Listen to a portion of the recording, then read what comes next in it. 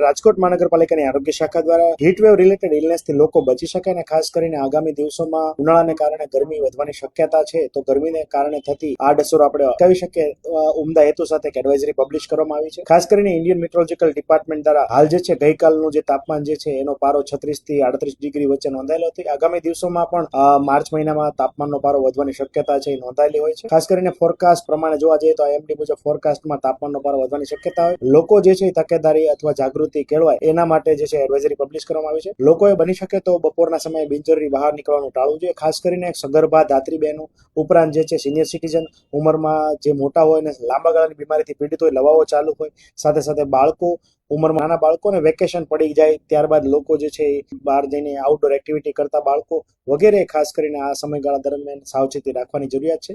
બની શકે તો ઘરની બહાર નીકળતા પહેલા પ્રવાહીનું સેવન એટલે કે તમારા શરીરની અંદર પાણીની માત્રા જાળવવા માટે હાઇડ્રેશન છે એ ખૂબ અગત્યનો ભાગ ભજવે છે. તમને તરસ લાગે કે ના લાગે દર કલાકે ઓછામાં ઓછું 200 ml એટલે કે 1 ગ્લાસ જેટલું પાણી પીવું ખૂબ હિતકારક છે.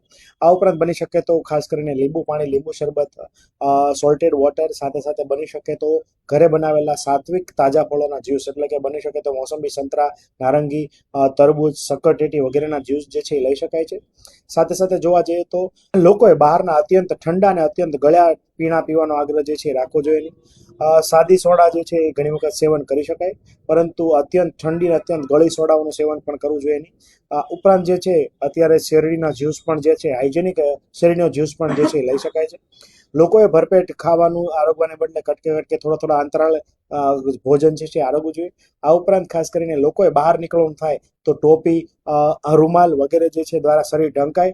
આ ઉપરાંત ખાસ કરીને જે આછા રંગના અને વજનમાં હળવા હોય એવા વસ્ત્રો પરિધાન કરીને જ બહાર નીકળવું જોઈએ. આ ઉપરાંત મોટાભાગની અસર જોવા જઈએ તો હીટ રિલેટેડ ઇલનેસ એટલે કે લૂ લાગવાની શક્યતા જે ખાસ કરીને આઉટડોર એક્ટિવિટી કરતા હોય તે લોકોમાં વધારે જોવા મળે છે.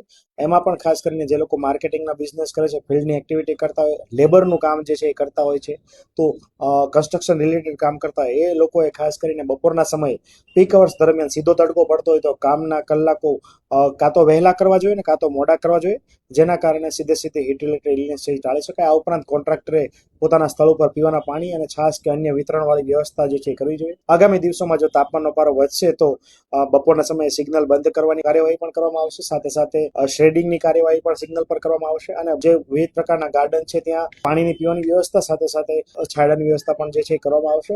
આ ઉપરાંત જોવા જઈએ તો આગામી સમયમાં એડવાઇઝરી મુજબ અન્ય ડિપાર્ટમેન્ટો સાથે સંકલન કરીને જે જરૂરી પગલાં લેવાના છે લેવામાં આવશે. ગત વર્ષે જે છે આપણા બીઆરટીએસના બસ સ્ટોપની અંદર કુલર મૂકવા સાથે સાથે બસની અંદર પીવાના પાણીની વ્યવસ્થા વગેરે સેવાઓ કરવામાં આવી હતી. જો તાપમાનનો પારો વધશે તો આ બધી કામગીરી પણ કરવામાં આવશે.